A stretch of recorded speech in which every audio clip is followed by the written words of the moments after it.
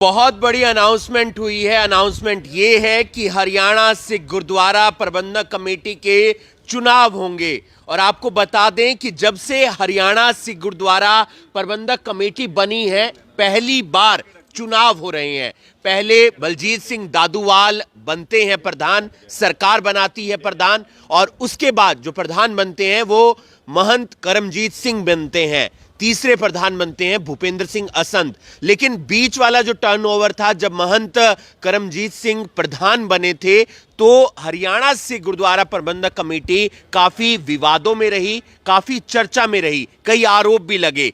लेकिन आज हमारे साथ हैं तमाम सिख समाज के लोग और इनसे जानेंगे, क्योंकि इन्होंने एक डिसीजन लिया था, एक दबाव बनाने का प्रयास किया था सरकार पर कि चुनाव होने चाहिए और चुनाव के जरिए ही मेंबर बने, मेंबर के बाद प्रधान बने। ओलख जी, क्या कुछ कहना चाहेंगे? आपको लगता है कि जिसको लेकर आपने अपनी आवाज बुलंद की, उस पर आप लोग सफल हो गए हैं?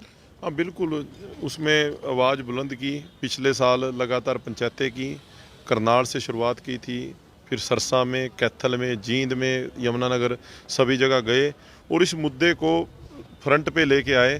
भाई पूरे हरियाणा की सिख संगत की एक ही आवाज़ थी, भाई इलेक्शन कराया जाए और संगत अपने मेंबर खुद चुने। जो ये सरकार द्वारा नॉमिनेट हुए लोग या सरकार या बीजेपी के वर्कर या ऐसे लोग हमें पसंद नहीं, ना हम इनकी ऐसी कमेटी चाहते। और उस कमेटी ने जो काम किए वो सारों के सामने है, जो वीडियो आई, जो उनकी हरकतें रही हैं, तो आज वो सफल हुए हैं, वो आवाज़ सरकार तक पहुंची है। भूपेंद्र सिंह असंध का तो कार्यकाल ठीक रहा था, सही चल रहा था, लेकिन उससे पहले जो प्रधान बने थे महंत करमजीत सिंह, वो वाला पूरा टर्नओवर जो है काफी विवादों में रहा। देखो, जो ये कमेटी थी, ये सरकार की गुलाम कमेटी थी, सरकार द्वारा नॉमिनेटेड थी, सरकार की कृपा से वो लोग गुलाम कैसे थे? क्या गुलाम ये था, वो कोई सरकार के खिलाफ थोड़ा काम कर सकते थे। गुलाम की एक मैं एग्जांपल दे देता हूँ। 12 जून को हमारा एक आंदोलन हुआ था कुरुक्षेत्र में, गुरनाम सिंह चुडूनी जब अरेस्ट थे, तो पहले भी हमारे आंदोलनों में, किसान आंदोलनों में, गुरुद्वारे और हमारी कमेटियाँ लंगर भेजती थी, तो उस आंदोलन में वो लंगर देने से मना कर गए थे, क्योंकि वो आंदोलन सरकार के खिलाफ था और कमेटी सरकार की गुलाम थी। तो ये चीज़ें ऐसी थी जो खतरा था सिख समाज को। भाई जिस प्रकार से आज हजूर साहब नांदेड़ महाराष्ट्र की कमेटी पर सरकार ने कब्जा कर लिया, जिस प्रकार से दिल्ली की गुरुद्वारा कमेटी के अंदर सरकार घुस गई, कहीं अगला टारगेट हरियाणा तो नहीं बढ़ने जा रहा। कितने मेंबर चुने जाएंगे? क्या प्रक्रिया रहने वाली है? करनाल में कितनी सीटें हैं? करनाल जिले की अगर बात करें तो किस तरीके से चुनाव होता है? करनाल जिले की 4 सीटें हैं, टोटल 40 सीटें हैं। सबसे ज़्यादा सरसे जिले की 9 सीटें रहेंगी और 40 सीटों पे इलेक्शन होगा और 40 मेंबर इलेक्टेड होके लोगों की वोटों से बन के। ये भी तो चर्चा चल रही थी कि बहुत सारे फर्जी वोट बन गए हैं। देखो, चर्चा रही है कि जो एक प्रक्रिया रहती है कि दाढ़ी कोई कलर ना करवाए, अलग अलग जो पॉइंट होते हैं, जो नियम होते हैं, उनके खिलाफ जाकर कई वोट बने। देखो, एक चीज और कही है इसी के साथ जुड़ती हुई कि अभी तक जो वोटर लिस्टों में ऐसे नाम हमने दिए हैं, उन्होंने अपने खुद गांव से दिए हैं, वो बीच में ही है अभी। ऐसे है जो ये एक बात और सामने आई है, अभी जो वोट फर्जी बने हैं, जो नॉन सिख लोग थे उनके भी वोट बने हैं। उसका एक ही तरीका है, अभी जिस दिन वोट 6 मार्च को पड़े, बूथ पे बैठ के अपनी ड्यूटी दो, वहाँ बैठो मजबूती के साथ, वोट ही उसको डालने दो जो वोट के काबिल है। तो आपको नहीं लगता बवाल मच जाएगा, वो विरोध करेगा उस क्यों? बात जब का? एक बंदा डिजर्व ही नहीं करता, वो वोट बनाने के लिए गलत तरीके से, फर्जी तरीके से वोट बनवा ली, उसका वोट डालने क्यों देना है? ये तो संगत, जब इलेक्शन ही होना है, हर बूथ पे अपना ध्यान रखो। अब देखो इतना कम टाइम बचा है, परसों से तो नामांकन की प्रक्रिया शुरू 10 तारीख से। हाँ, और 6 मार्च को वोटें हैं, सारे 24-25 दिन, 26 दिन वोटों के लिए मिलेंगे। तो इसलिए बात ये है भाई, अब ये चीजें नहीं हो सकती। अब लिस्ट कैसे अपडेट होगी? तो अब तो यही है, जिन लोगों की गलत वोट बनी है, बूथ पे ड्यूटी देके वहां पर मजबूती के साथ बैठो, उन लोगों को वोट ही ना करने दो। तो जगदीप सिंह ओलख और उनकी जो ये टीम है, वो कहां से चुनाव लड़ रही है? आप तो घरोंडा एरिया क्षेत्र से आते हैं, तो वहां से पूरी तैयारी है आपकी? हमने तो जब 20 अगस्त को पिछले साल पहली पंचायत इसी गुरुद्वारा साहब डेरा कार सेवा में की थी और वहां पर एक घोषणा की थी मीडिया के सामने ही, भाई हम कोई इलेक्शन नहीं लड़ेंगे। तो उस टाइम कुछ लोगों को लगता था भाई ये इलेक्शन लड़ने के लिए ये सब कुछ कर रहे हैं विरोध सरकार का या इस कमेटी का। तो आज भी हम उसी बात पे कायम है, हमने इलेक्शन नहीं लड़ना और ना ही इस नॉमिनेट उसमें नहीं, जाना है, ना- जो 9 चुने जाएंगे नॉमिनेटेड। ना नॉमिनेटेड कहीं नहीं जाना हमने।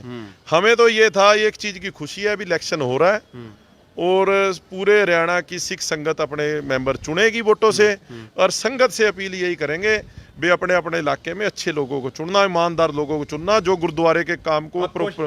तो आप घर बैठेंगे या फिर आप किसी का सपोर्ट करेंगे? नहीं, जो कोई अच्छा आदमी हमारे लालो किसी इलाके से, हमारी लोकल सीटों से आता है, जिसको संगत पसंद करती है, वो इलाका उसको चुन के बेहतर भी ये हमारी ओर से कैंडिडेट रहेगा, उसकी सपोर्ट भी कर देंगे। ऐसी क्या बात है।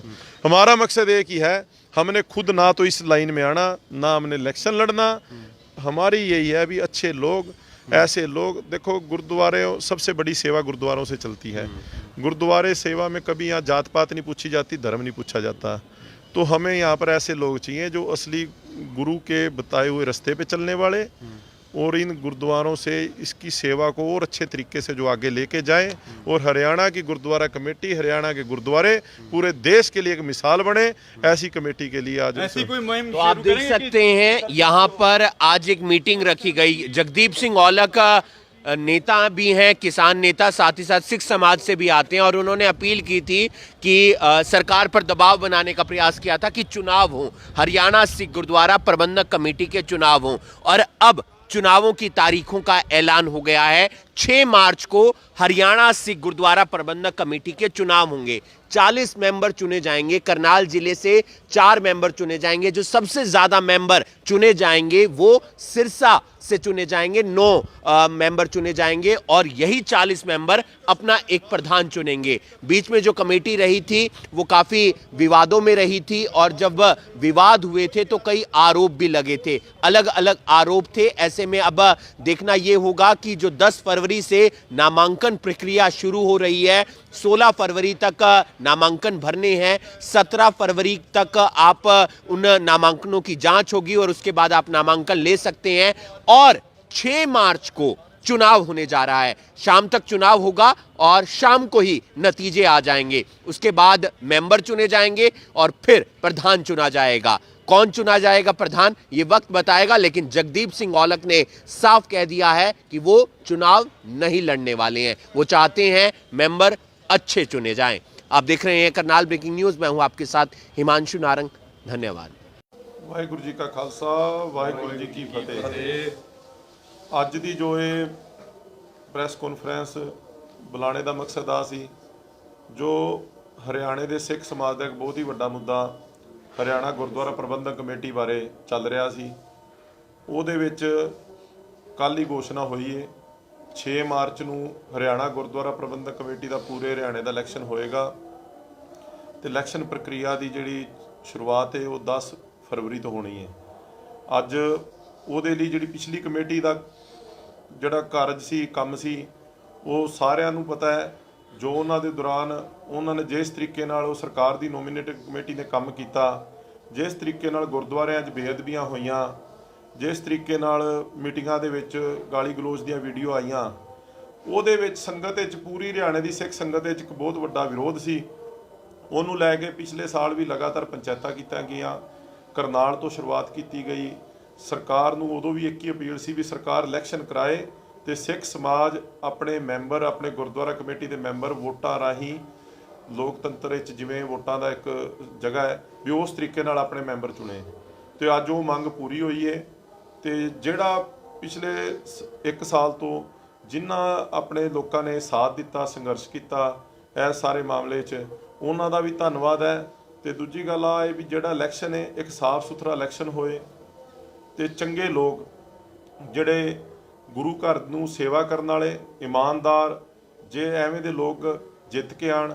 ਤੇ ਸੰਗਤ ਨੂੰ ਵੀ ਅਸੀਂ ਅੱਜ ਇਹੀ ਅਪੀਲ ਕਰਨੀ ਹੈ ਮੀਡੀਆ ਰਾਹੀਂ, ਬਈ ਤੁਸੀਂ ਆਪਣੇ ਇਲਾਕੇ ਦੇ ਜਿਹੜੇ ਵੇਖੇ ਪਰਖੇ ਹੋਏ, ਜਿਹੜੇ ਇਮਾਨਦਾਰ ਲੋਕ ਨੇ, ਜਿਹੜੇ ਗੁਰੂ ਘਰ ਦੀ ਸੇਵਾ ਕਰਨ ਵਾਲੇ ਲੋਕ ਨੇ, ਐਵੇਂ ਦੇ ਲੋਕਾਂ ਨੂੰ ਅੱਗੇ ਲੈ ਕੇ ਆਓ ਤੇ ਉਹੀ ਲੋਕ ਇਲੈਕਸ਼ਨ ਵਿੱਚ ਜਿੱਤਣ, ਨਾ ਕਿ ਐਵੇਂ ਦੇ ਲੋਕ ਜਿਹੜੇ ਰਾਜਨੀਤਿਕ ਪਾਰਟੀਆਂ ਦੇ ਫਿਰ ਗੁਲਾਮ ਬਣ ਕੇ ਕੰਮ ਕਰਦੇ ਨੇ। ਜੋ ਪਿਛਲੀ ਕਮੇਟੀ 'ਚ ਅਸੀਂ ਦੇਖਿਆ ਜਿਸ ਤਰੀਕੇ ਨਾਲ ਜੋ ਪਿਛਲੀ ਕਮੇਟੀ ਦੇ ਮੈਂਬਰਾਂ ਨੇ ਕੰਮ ਕੀਤੇ, ਤੇ ਇਹ ਸਾਰੇ ਨੂੰ ਵੇਂਦੇ ਹੋਇਆ ਅੱਜ ਵੀ ਸੰਗਤ ਅੱਗੇ ਵੀ ਆਈ ਪੀੜ ਰਹੇਗੀ ਬਈ ਤੁਸੀਂ ਪੂਰੇ ਹਰਿਆਣਾ ਦੇ 40 ਦੇ 40 ਮੈਂਬਰ ਐਵੇਂ ਦੇ ਮੈਂਬਰ ਜਿਤਾਓ ਜਿਹੜੇ ਮੈਂਬਰ ਆਪਣੇ ਆਪਣੇ ਇਲਾਕੇ 'ਚ ਇਮਾਨਦਾਰ ਨੇ, ਜਿਹੜੇ ਗੁਰੂ ਨੂੰ ਦੀ ਸਿੱਖਿਆ ਨੂੰ ਸਮਝਣ ਵਾਲੇ ਨੇ, ਸਮਰਪਿਤ ਨੇ, ਜਿਹੜੇ ਗੁਰੂ ਘਰ ਦੇ ਚੰਗੇ ਤਰੀਕੇ ਨਾਲ ਸੇਵਾ ਕਰ ਸਕਦੇ ਨੇ, ਉਹਾਂ ਦੇ ਮੈਂਬਰਾਂ ਨੂੰ ਜਿਤਾਓ। ਕਿਸੇ ਧੜੇ ਨੂੰ ਨਾ ਵੇਖੋ, ਨਾ ਵੇਖੋ, ਚੰਗੇ ਲੋਕਾਂ ਨੂੰ ਲੈ ਕੇ ਆਓ ਤਾਂ ਕਿ ਹਰਿਆਣੇ ਦੇ ਗੁਰਦੁਆਰਿਆਂ ਦਾ ਜਿਹੜਾ ਸਿਸਟਮ ਹੈ ਉਹਦਾ ਇੱਕ ਬਹੁਤ ਵਧੀਆ ਪ੍ਰਬੰਧ ਬਣ ਸਕੇ। ਚੰਗੇ ਲੋਕ ਗੁਰਦੁਆਰਿਆਂ ਨੂੰ ਚਲਾਉਣਗੇ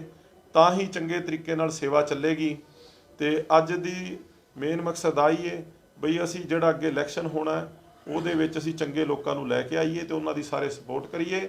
ਹਰਿਆਣੇ 'ਚ ਇੱਕ ਵਧੀਆ ਕਮੇਟੀ ਸੰਗਤ ਦੁਆਰਾ ਚੁਣੀ ਜਾਏ, ਉਹੀ ਲੋਕ ਅੱਗੇ ਜਾ ਕੇ ਆਪਣਾ ਕਾਰਜ ਕਰਨ।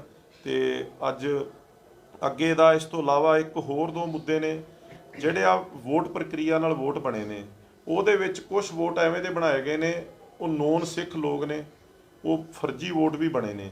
ਉਹਨੂੰ ਲੈ ਕੇ ਵੀ ਸੰਗਤ ਨੂੰ ਅਪੀਲ ਆ ਰਹੇਗੀ ਵੀ ਜਿੱਦਣ 6 ਮਾਰਚ ਨੂੰ ਵੋਟਾਂ ਪੈਣੀਆਂ ਨੇ ਹਰ ਬੂਥ ਦੇ ਉੱਤੇ ਖਾਸ ਕਰਕੇ ਧਿਆਨ ਦਿੱਤਾ ਜਾਏ ਕੋਈ ਵੀ ਜਿਹੜੇ ਫਰਜ਼ੀ ਵੋਟ ਬਣੇ ਨੇ ਜਾਂ ਜਿਹੜੇ ਲੋਕ ਨੋਨ ਸਿੱਖ ਲੋਕਾਂ ਦੇ ਵੋਟ ਫਰਜ਼ੀ ਤਰੀਕੇ ਨਾਲ ਬਣਾਏ ਗਏ ਨੇ, ਐਵੇਂ ਦੀਆਂ ਵੋਟਾਂ ਨਾ ਪੋਲ ਹੋਣ। ਇਸ ਚੀਜ਼ ਦਾ ਖਾਸ ਕਰਕੇ ਹਰ ਬੂਥ ਤੇ ਧਿਆਨ ਦਿੱਤਾ ਜਾਏ ਬਈ ਉਹਨਾਂ ਲੋਕਾਂ ਦੀਆਂ ਵੋਟਾਂ ਪੈਣ ਵੀ ਜਿਹੜੇ ਲੋਕ ਸਮਾਜ ਤੋਂ ਨੇ ਜਾਂ ਜਿਹੜੇ ਵੋਟ ਪਾ ਸਕਦੇ ਨੇ। ਕਿਉਂਕਿ ਕੈਥਲ ਵਿੱਚ ਵੀ ਲਿਸਟਾਂ ਹੈ, ਜਿੱਥੇ ਵੀ ਲਿਸਟਾਂ ਦੇ ਵਿੱਚ ਬਹੁਤ ਫਰਜ਼ੀ ਵੋਟ ਵੀ ਬਣੇ ਨੇ, ਉਹਦਾ ਵੀ ਖਾਸ ਕਰਕੇ ਧਿਆਨ ਰੱਖਣਾ ਹੈ। ਤੇ ਜਿਹੜੇ ਲੋਕਾਂ ਨੇ ਵੀ ਇਲੈਕਸ਼ਨ ਲੜਨਾ ਹੈ ਚੰਗੇ ਲੋਕਾਂ ਨੂੰ ਅੱਗੇ ਲੈ ਕੇ ਆਓ। ਉਹਦੇ ਲਈ ਅਸੀਂ ਸਾਰੇ ਵੀ ਉਹਨਾਂ ਲੋਕਾਂ ਦੀ ਸਪੋਰਟ ਵਿੱਚ ਵੀ ਰਹਾਂਗੇ। ਜੇ ਕੋਈ ਵਧੀਆ ਬੰਦਾ ਇਲੈਕਸ਼ਨ ਲੜੇਗਾ ਤੇ ਉਹਦੇ ਲਈ ਸਪੋਰਟ ਵੀ ਕਰਾਂਗੇ। ਤੇ ਇਸ ਕਰਕੇ ਜੋ ਪਿੱਛੇ ਦਾ ਸੰਘਰਸ਼ ਰਿਹਾ ਪਿਛਲੀ ਕਮੇਟੀ ਦੇ ਖਿਲਾਫ ਜਾਂ ਜੋ ਉਹਨਾਂ ਨੇ ਗਲਤ ਕੰਮ ਕੀਤੇ ਉਹਦੇ ਖਿਲਾਫ, ਉਹਦੇ ਵਿੱਚ ਵੀ ਜਿਹੜੇ ਲੋਕਾਂ ਨੇ ਸਾਥ ਦਿੱਤਾ ਪੂਰੇ ਹਰਿਆਣੇ 'ਚੋਂ, ਅੱਜ ਉਹਨਾਂ ਸਾਰਿਆਂ ਦਾ ਵੀ ਧੰਨਵਾਦ ਹੈ ਵੀ ਉਹਨਾਂ ਨੇ ਸਰਕਾਰ ਤੱਕ ਆਪਣੀ ਆਵਾਜ਼ ਪਹੁੰਚਾਈ ਤੇ ਸਰਕਾਰ ਨੇ ਅੱਜ ਉਸ ਆਵਾਜ਼ ਨੂੰ ਸੁਣਦੇ ਹੋਏ ਇਲੈਕਸ਼ਨ ਦੀ ਘੋਸ਼ਣਾ ਕਰਤੀ ਹੈ।